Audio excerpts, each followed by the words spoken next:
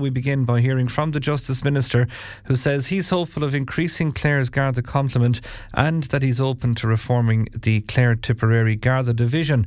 Minister Jim O'Callaghan visited this county on Friday as part of the 100th centenary of Fianna Fáil, where he was also the guest of honour at the latest Ennis Chamber President's Lunch, which was held at the Temple Gate Hotel. Local retailers and business owners also took their concerns to raise anti-social behaviour issues which they say are in the county town. Clare FM's Daragh Dolan was in attendance for the day's events, and he first questioned the Minister on the stretched resources in the Clare-Tipperary Garda Division. Minister, I'm sure you'll be aware a lot of guards will be bringing up today the issues with the Clare-Tipperary policing merger and some of the issues that have arisen with that, and that we have a lot of communities in the east of our county that are essentially centrally managed from Roscrea or Nina, and they'll tell you that criminal gangs are taking advantage of that they know that, for example, if somebody in Flagmount or somebody from Crusheen or Killaloo maybe rings a guard after a burglary, that, or even during one, that a Garda car can't be there for at least 50 minutes. Is that something that you're going to review while you're here? Well, listen, obviously the operating model which was put in place a number of years ago was designed to ensure there'd be Garda efficiency, and efficiencies for the purpose of serving the public. That's the whole objective of having operating models in place. I've said to the Commissioner that I'm not committed to any specific operating model. I want the Commissioner to lead the Gardaí in the way that he thinks it's most appropriate in terms of divisions. But obviously there are different functions within large divisions. Obviously I'm in Ennis today. Roscrea, as you mentioned, is a centre divisional headquarters. But I do think the most important thing that I can do for the public in Clare is to ensure that we get a supply of more Gardaí coming in. That's what people want to see on a consistent basis. They want to see more Gardaí on the street. And if you look at the recruitment campaign and the numbers coming into Templemore and leaving Templemore, we're heading in the right direction. We've 14,661 members of Garda Síochána at present, and I think by the end of the year we'll be at the highest number of members of Garda. On that, Minister, you referenced that we're heading in the right direction, and I know Garda recruitment has been a struggle, but if we compare it to the last 20 years, back in 2005 we had roughly 90 more Gardaí operating in Clare than we do today. Our population in the same time frame has increased by 20%, so that coupled with the merger, you can surely see the issues that a lot of communities are facing. Well, I think there's approximately 300 Gardaí in Clare at present. Obviously I and all the local representatives want to see more here. It's a matter for the Garda Commissioner to determine how Gardaí are allocated and where they're allocated, but certainly if we can get the numbers up to 15,000 by the end of the year, I'm satisfied we'll see more Gardaí coming to Clare. Minister, in this week's Clare Champion you spoke to students in Ennis who say they don't feel safe walking the streets, they're being offered drugs, they're being threatened with rape. What do you say to those students and their parents about the safety in the county town? Well, they need to report any such issues or any such threats to members of Garda Síochána. If people are threatened, if they're threatened with attack, or people are involved in drugs, trying to deal drugs with them, they need to report that to Garda Síochána. The only policing force we have in the country is Garda Síochána, and the only entity that can stand up to that criminal activity is the Gardaí. So I would urge those people, students and their parents, to report it to the Garda Síochána in Ennis. Minister, former Taoiseach Bertie Ahern has been accused this week of making racist comments concerning the ones I worry about are the Africans. What comments would you have to make on what Mr Ahern said? Well, I don't believe Bertie Ahern is a racist. Listening to his comments, I think they were probably inappropriate in that you're probably better off not identifying certain nationalities as being less favourable than others. When I'm dealing with the issue of immigration, I seek to deal with it on a principled basis in terms of a system which is fair but which is firm, and having a rules-based system.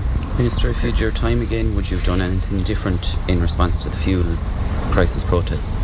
No, I wouldn't actually. Obviously when you look back at it, that was a difficult time in terms of the country, but had it progressed, and if there was no fuel in the garages around the country, or if there was no bread on the the shelves of the supermarkets, and if the Gardaí had not gone in, I would have been the person politically responsible for that, and people could have legitimately said to me, you're not doing your job. I want to commend the Gardaí and indeed the Defence Forces for what they did. There was some criticism of the fact that I mentioned that the Defence Forces or the Gardaí had requested the assistance of the Defence Forces. That was correct. Maybe I shouldn't tell the truth, or maybe I shouldn't be transparent. I think it is important to state what actually is the situation on the ground, and had I not done that, and had the army, people spotted the army on the Saturday, people would be saying to me, who ordered in the army? Why weren't we told about it? And would you say it's weakened your chances of becoming Fianna Fáil leader? I don't care whether it has or it hasn't. Under the years of Fianna Fáil, do you think it's time for a leadership change? No, I think Michael's doing a very good job actually, and I think Fianna Fáil's in a very strong position, and it's a really important weekend for myself and Cathal and Timmy, and we'll all be up in Dublin later on. But it's a remarkable political institution, Fianna Fáil political party. I won't give you a party political broadcast now because you won't publish it. Just quickly on Go Purple Day, Minister, there was over 3,500 domestic violence call-outs in the Clare-Tipperary division last year. It's a 15% increase within the last year. We consistently talk to organisations like Clarehaven who tell us that they're taking in domestic violence refugees essentially from the likes of Donegal because spaces are so scarce. We're talking about registers like Jenny's Law, for example, which will tell victims or even survivors about the past of their partners, and we still don't have that in place in Ireland, and it's been moving very slowly. So will you commit to further resources in Clare? What's happening with Jenny's Law too? Well, just first of all, in terms of Jenny's Law, it takes time for laws to be put in place. I can't just click my fingers and say, here's a law. It has to go through pre-legislative scrutiny. I've got to get approval from government to draft a heads of bill. Then when I get that, I have to send it to the OPC for it to draft the legislation. We're at that stage now in respect of Jenny's Law, and I'm hopeful that I'll be able to introduce it into Dáil Éireann before the summer recess. So that's a positive development in respect to that. In terms of call-outs for domestic violence, part of the rise, I think, is due to the fact that people are feeling more confident, women are feeling more confident about reporting. Previously, a lot of this appalling domestic violence happened behind closed doors and people didn't report it. I'm very pleased now that women feel more confident about coming forward to An Garda Síochána and reporting this abuse. So that's the only way we're going to stop this. And just on the refuge spaces, we have had Clarehaven telling us that they are taking in people from as far away as Donegal because there aren't others available, and it's even a struggle for them to find a place for people from Clare when they need to come out of the home that they're into. Well, listen, I'm committed, as I say, to increasing the number of refuge spaces. I'm committed to increasing the number of safe accommodation. But ultimately, as I say, this can only provide short-term protection and refuge for women fleeing domestic violence. The real solution is removing the abuser from the home, and there's legal mechanisms to do that. Ennis Chamber CEO Margaret O'Brien, our guest today was Justice Minister Jim O'Callaghan. Anytime we have a senior minister coming down, it's big news for us. But what concerns, what issues did you relate to? We're all looking for the same thing, extra Garda resources. We've got a fantastic town centre now. It's so attractive. The public realm work is just beautiful. But what we've got to do is to make sure that we stamp out any bit of the antisocial behaviour that's going on in the daytime. And it is a daytime issue in Ennis. It's not a nighttime issue. We have very low crime figures. I'm on the Purple Flag Committee, and we get the crime figures. So we get the crime figures, so we know for a fact that our nighttime economy is a safe economy, but we have a bit of antisocial behaviour happening around the town during the daytime. So we feel that if we had either a Garda on a bicycle or a Garda on patrol or on foot, we just need a presence in the town during the daytime, a visible presence of Garda in the town during the daytime. So if there was one big ask out of this, that's the ask. He can't get involved in the operational side of An Garda. What he can do is he can listen to us and he can make recommendations. And I think, that he released some really positive statistics today about the growth in the number of people going into Templemore for training, and the hope that, by the end of this year we'll have 15,000 Garda in Ireland. And that's a great result. That's a really good drive, I think, So right now they're being deployed mostly to the cities, but, we have to have our hand up. And even though he kind of joked today about he hadn't heard, not one person he's met since come to Clare hasn't said that Ennis is the biggest town in Munster, and as we all chided, and on the western seaboard.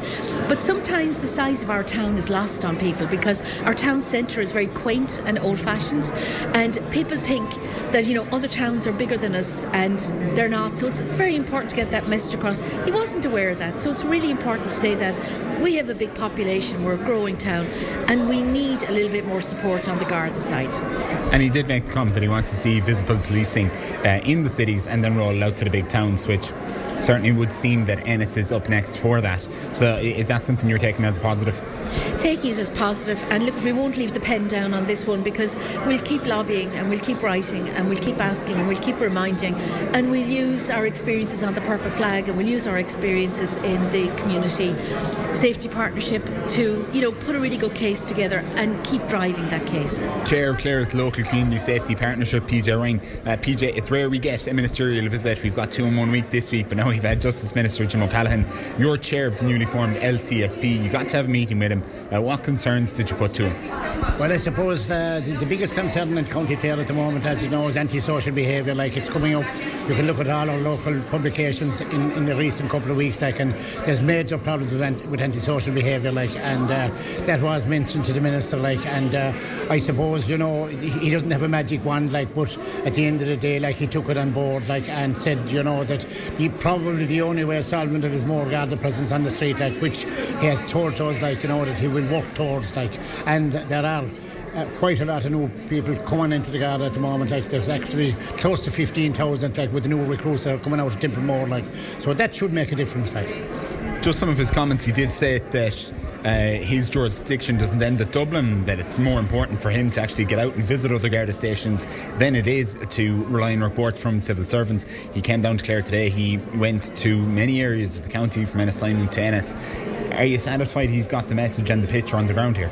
Yeah, I think so. Well, he told us there at the meeting, when he made his speech, he said he had visited almost 60 Garda stations, since he became minister 15 months ago, and I think that's a good omen, but it takes time to change these things, but I think he's working towards it. As far as I'm concerned, he's a very good minister at the moment anyway, and I think he's meeting his challenges head on. When we actually asked him earlier about the Clare-Tipperary Garda merger, he in response to us, he told us that he wasn't necessarily committed to any policing model, but the one that was the most efficient and that would, I suppose, free up the most Garda resources. What kind of comments are you hearing from local Gardaí about the merger and even constituents?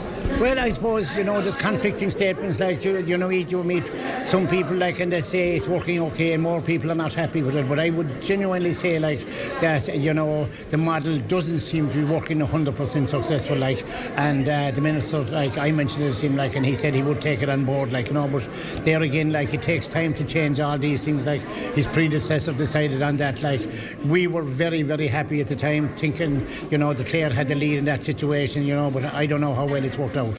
Now, that report compiled by Clare FM's Daragh Dolan.